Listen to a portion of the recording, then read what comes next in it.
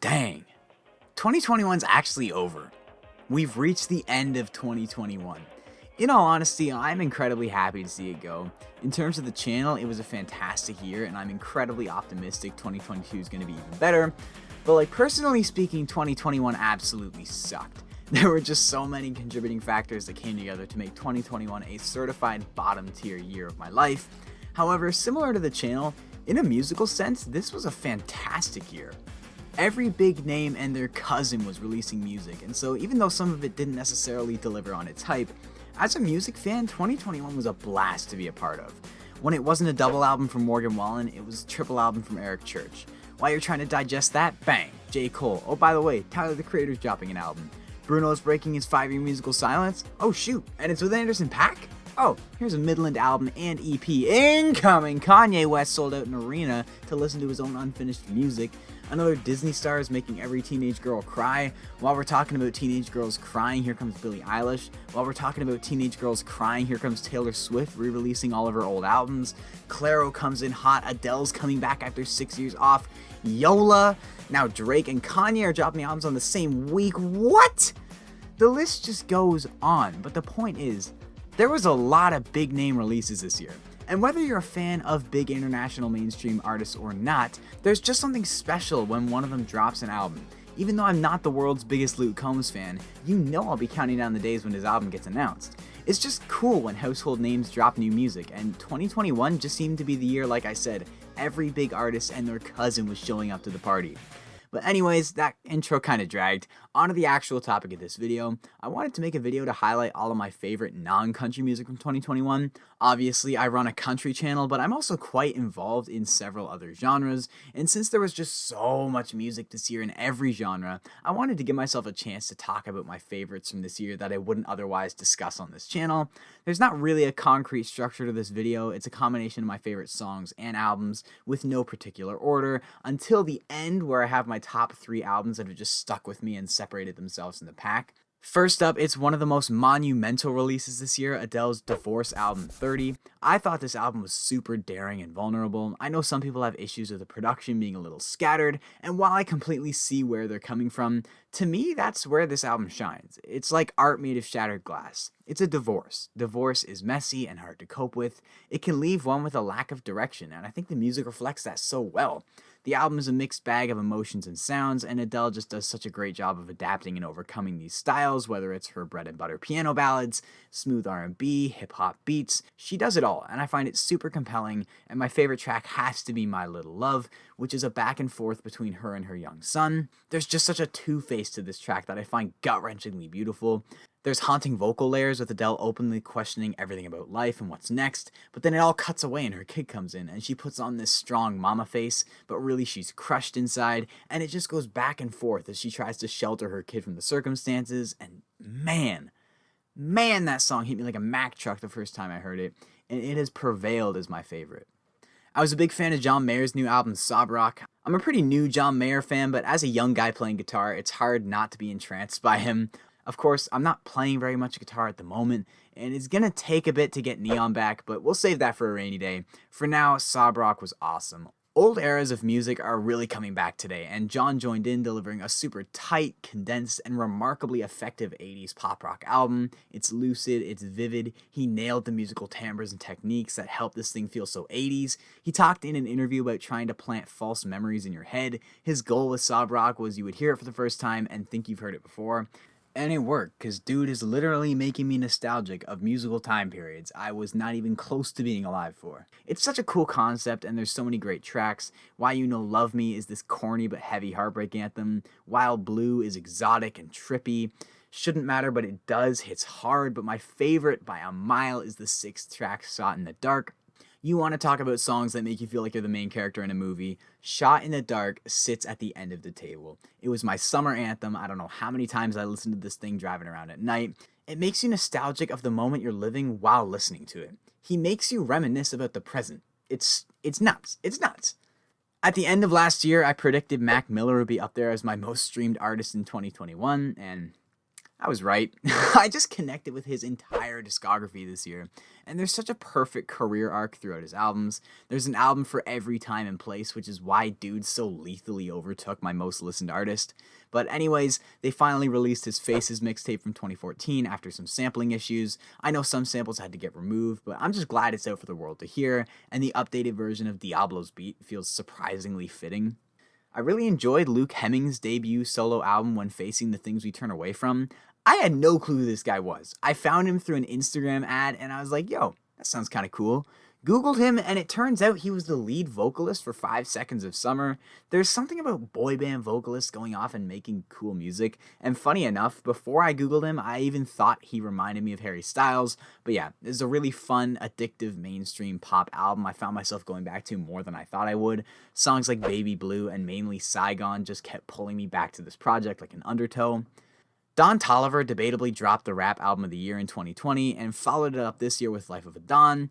It definitely felt a little hollow. Overall, I was pretty underwhelmed by a lot of this thing, but it had its moments, and those moments were moments. The closing tracks, Crossfaded and Bogus, are in contention for my favorite. I thought the opener, Escape, or however you say it, was a perfect way to reel back the curtains and invite me into this record. Songs like Get Throwed, What You Need, and Flocky Flocky all have great energy, but the one that snuck up on me over time was the 6th-track Double Standards. It's got one of my favorite samples of the year, and the way Don floated on that track with the 808s is something special. So yeah, despite this album as a whole not quite scratching that itch for me, it had some solid moments. Man, I gotta speed this thing up. Clairo dropped one of the most soothing albums of the year, a ridiculous step up from her debut. Amoeba was my jam for the longest time, but I also think the opener Bambi deserves more attention. Baby Keem hit the music world like an asteroid this year. I feel super similar to Sean C when it comes to Keem though. I wasn't the biggest fan of his Melodic Blue project. I found it to be a little messy and confused at times, but I think he's got the potential for his next record to be a classic. And the closer 16 is one of my favorite songs of the year. And speaking of incredible songs from meh albums, Drake dropped this year. I will say, although I'm still not sold on CLB, over time some diamonds have really surfaced from this thing. Champagne Poetry has an argument to be the best hip-hop instrumental of the year. Pipe Down is an emotional banger. But did y'all hear Race My Mind? That right there is a song of the year contender. That explosion in the bridge separates me from my body every time. I just begin floating like I'm Kanye at the listening party. Please. And while we're on the topic of Drake, I always forget Scary Hours 2 was this year, but it delivered 2 classics, and I never thought I would like a Lil Baby verse this much. I've never been able to get into Tyler, the Creator, but Call Me If You Get Lost finally got me hooked. This album is just so satisfying. Songs like Sweet and I Thought You Should Dance make me feel something, and that 4-5-6 run of What's Your Name, Lumberjack, and Hot Wind Blows. Oh, it's so good. Everyone crapped on this album so hard. So hard. So hard! And while from a purely objective standpoint, you can probably rip this thing to shreds, I could not leave this Tory Lanez album alone. There's just something so enveloping about this cheap, corny 80s high school world he creates. I guess it really comes down to how much you're willing to buy into the gimmick. I like the corny synths. I like the cheesily predictable love story. I like Tory Lanez presenting himself as this character Ashton Rain. I like when he recreates scenes from iconic 80s music videos in his. I like it all. And maybe it's just because I'm a 17-year-old high school student, but this album just fits when I'm walking through the halls, when I'm driving home at night. I just keep craving this album. I think it's a lot of fun. Both the singles Lady of Namek and 87 Stingray are incredibly catchy, but like this whole album is just hit after hit. My top 3 would have to be like Enchanted Waterfall, The Color Violet, and Lavender Sunflower. But I know, I just highlighted pretty much the whole album, but deal with it. It's a front-to-back film-like experience that definitely hits me harder because I can step into the shoes of the characters, but oh well. Zayn put out an album, Nobody Is Listening, and sadly the title is right. Literally nobody cared when this dropped in January, but a friend recommended it to me, and I think it's a really solid acoustic pop R&B record with a lot of highlights that make it worth your time. J.W. Toby. My man Josiah, he deserves all the attention in the world. He dropped 2 super tight albums this year. Long Way Home is this awesome alternative folk record with emotionally relatable songwriting. But ever since his second album dropped, I've been more often than not returning to that new one, All Yours. Josiah tries his hand at more styles, and I think he finds a lot of success in a lot of different avenues. But my favorite track by far is Blue Eyes. It is so pretty. The piano and acoustic guitar just shut the town down in the bridge. If there's one song I want you to listen to from this whole video, it is Blue Eyes by JW Toby. However, if you're going to listen to it, listen to the track before it, See You Soon, because it's the most perfect transition and intro into Blue Eyes. It's beautiful, and yeah, put JW Toby on the map. Dude is talented. The Weeknd has been playing with our emotions and giving us trust issues this year, but his single Take My Breath is exactly why he reigns king of the throwback trend he put on the map. Whoa! Post-editor over short here at the time of editing this video. Guy just came out and was like, oh yeah, new album, this Friday, January 7th. What? Oh my gosh, the new Thames EP, If Orange Was a Place. If this album was a place, it is the Garden of Adam and Eve. The new Little Simz album went unnecessarily hard. Some of the best production this year, and I thought Simz brought a borderline illegal amount of passion to her lyrics and delivery. Slowthai put out his two-sided record, Tyron. In all honesty, I don't care for the hype front half, but man, when this album flips onto the back half, that is an experience. It's so heavy and sad. I could literally win the lottery, but if you play the second half of this record while I'm cashing in the ticket, I will pause and become trapped in my feels. Better Days by Neeked, I don't know if I said that right, Mae Mueller and Polo G. I am not a Polo G fan, and I am not a dance pop fan. I'm not big into like the whole Doja Cat dance house style pop, but when you hit that Polo G verse, find me out of my chair dancing. It's irresistible, bro. It's a blast. Travis Scott had a nightmare end of 2021, and Escape Plan sucked, but Mafia slaps. Someone's got to say it. This is a bop. The video is too sus to be discussed, but this is a bop. Lil Nas X made an absolute heater, and Jack Harlow remains on top. I hopped on that Jack Harlow train early. I invested a lot of stock early on Jack Harlow, and look how that one worked itself out. Why do I love a song by KSI? Justin Bieber made another droning mellow pop album, but Off My Face, valid. Valid ballad. And with that, we can move on to the only structured part of this video, my top 3 albums of 2021. These 3 albums are just a cut above. I didn't even choose 3 because it's a nice number. It's just these are the albums that are built different in my opinion. At number 3, it is Quadeca's From Me to You featuring the Deluxe. Smoking the red again. I think about... Now, normally I find deluxe versions forgettable and pointless because I'm already too attached to the original, but Quadeca is different, man. He dropped an 18-track masterpiece in March and then added 6 bonus tracks to it in November, and my world is a better place since. This whole season in Quadeca's career has been a blessing to my ears. He's not even a YouTube rapper anymore. Let's cut that. Normally it's hard to take a YouTuber's music seriously, but Quadeca has earned his new title. His 2019 album was fun, but also kind of corny and trend-chasing at times. I haven't even listened to his earlier stuff, but From Me to You is from heaven to me. It's labeled as rap, but good luck classifying this. The palette of sounds is enormous. He creates an atmosphere more vivid than any record this year, and that's a fact. I feel like I'm stranded on a mountain during a blizzard. From front to back, it's some of the most innovative and beyond professional production this year, which is only crazier given the fact most of this album was self-produced. It's just such a thorough journey through a foggy headspace. It's a breakup album that's all about trying to forget and move on and trying to cope in any way possible. Anything to climb this metaphorical mountain that's a recurring piece of imagery. Imagery that is most obvious in the song Sisyphus, which is a showstopper. But once you can finally see past the 10 out of 10 structure and production, the lyrics on this song are exceptional. Sisyphus is a king from Greek mythology who was punished for cheating death, and his punishment was he had to push a heavy boulder up a hill, but he was cursed, so every time he got close to the top, the boulder slipped and rolled down, so he had to restart. And that's what this song is. It's Quadeca's never-ending journey to reach the top of the mountain, which is just like inner peace and satisfaction. People only support him when he's back on the climb. He's got these burdens he's been punished by, but every time he thinks he's almost reached the mirage, the boulder slips and he's back to square one. I highly recommend you give these lyrics a read. It is next level stuff I never would have expected from this guy. But then you've got songs like Candles on Fire, Shades of Us, Smiling at the Ground, People Pleaser, Back Up to Earth, More Than Mine. And while we're on the topic of More Than Mine, I love how he reworked this sample from People Pleaser onto this one, drawing a connection between the two, but a connection that shows the split mental state he's in, because More Than Mine is Quadeca being mad at himself for being too selfish, whereas People Pleaser is him being mad at himself for not being selfish enough. Man, It's too much to cope. I could go on and on and on and on about this record, but this video is definitely getting lengthy. So coming in at number 2, it's the most delayed, anticipated, and talked about album of 2021. It's Donda by Kanye West. Donda is just near perfect. It's so split. It's focused but scattered, beautiful but haunting. It is genuinely some of Kanye's best work to date. Dealing with his faith struggles, family struggles, it's all there. Where Jesus is King felt super cheesy and rushed and ignorant, Donda is the full scope. Rather than shoving Christianity down the listener's throat, it's like, hey, here's a story or a situation you might be able to relate to. Let me show you how faith helps me in those times. It's so much more approachable because even as a Christian, I find Jesus is King a little invasive. Kanye and Mike Dean work absolute wonders.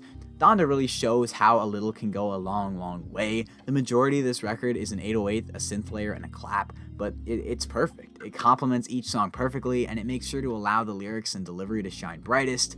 Donda's also just super in tune with the world today. Kanye brought back features, and good golly did they deliver. Drake wasn't the only person to get an epic verse from Lil Baby. Jay-Z on Jail is goosebumps.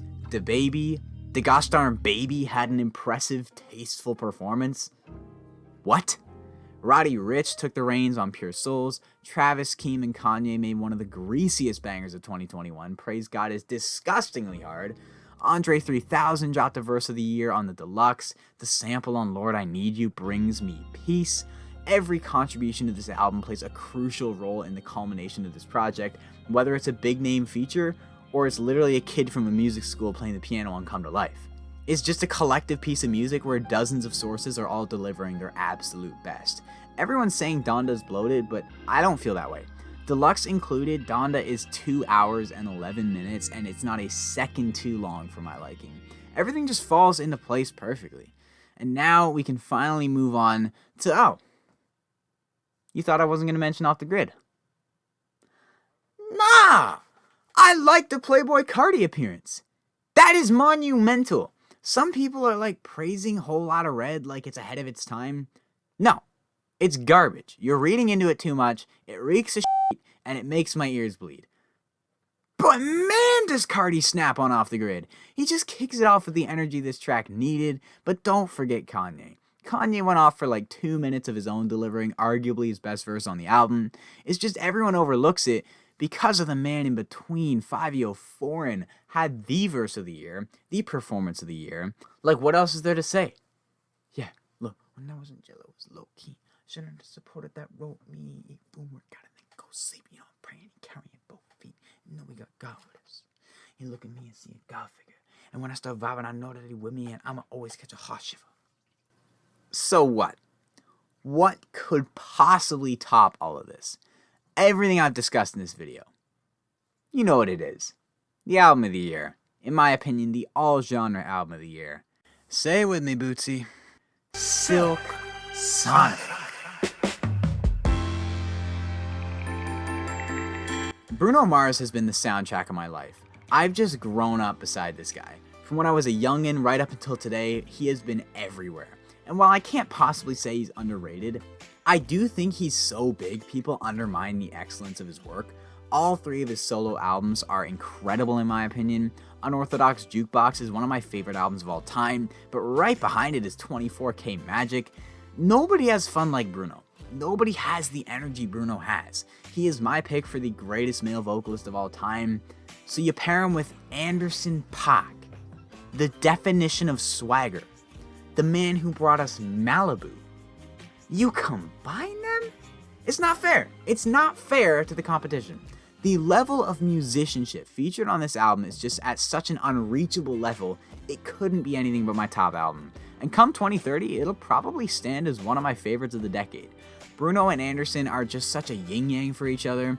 Anderson brings the rhythm, Bruno brings the melodies. Andy brings the swagger, Bruno brings the showmanship. It's the duo I never knew I needed to the fullest extent. Sonically, this album is so rich. It's 70s, it's throwback, it's glossy, it's smooth, it's sexy, it's powerful, it's funny. It's only 9 tracks, 8 and an intro, but I'm not complaining. Would I want more? Obviously, but these 9 tracks are so perfect and timeless as is, I couldn't let myself ask for any more than they're gonna give me. Every song on here is so distinct and special in its own way. Bruno's vocals are as good as they've ever been, but Anderson was right there too. He outdid himself on both the drums and the vocals. There's just so much replay value on every one of these tracks. I can't only listen to one, because once I listen to one, I have to go back and listen to the whole thing. Like as soon as I listen to Smoking Out the Window, well now I want Leaves the Door Open. Well now I want Fly As Me. Now I want After Last Night. Now I want Smoking Out the Window again. Put on a Smile, 777, Skate Black. What? This is one of few albums I could genuinely spin on repeat for days and not get sick of. Because that's what I did for about a week after this thing came out. And no, it's not the deepest music you'll ever hear. Honestly, it's pretty surface level in terms of subject matter. But that's okay. This album is meant to soothe your soul. It's pure, authentic soul music. It gets you out of your chair dancing. It gets you belting along even if you know you can't sing. It makes you feel like People Magazine's Sexiest Man Alive. It's just true musicianship at its peak level of execution. Am I being a little biased because I'm a massive fan of both Bruno and Anderson? Yeah, probably a little bit. And could you find an album that you could argue as a whole is objectively better? Yeah, probably. But that's why this video is titled My Favorite Music of 2021, not the best. And I'd just be lying to you guys if I said this wasn't my favorite album of 2021 by a long shot.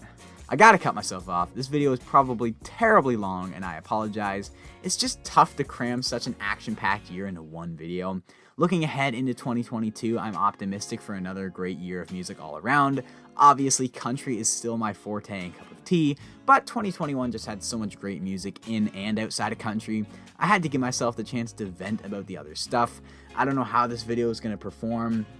I don't know if anyone's going to care. I'm honestly kind of just making this video for my own pleasure. If you enjoyed this video though, be sure to drop a like, comment your favorites from this year, subscribe if you haven't already, and I'll see y'all in 2022.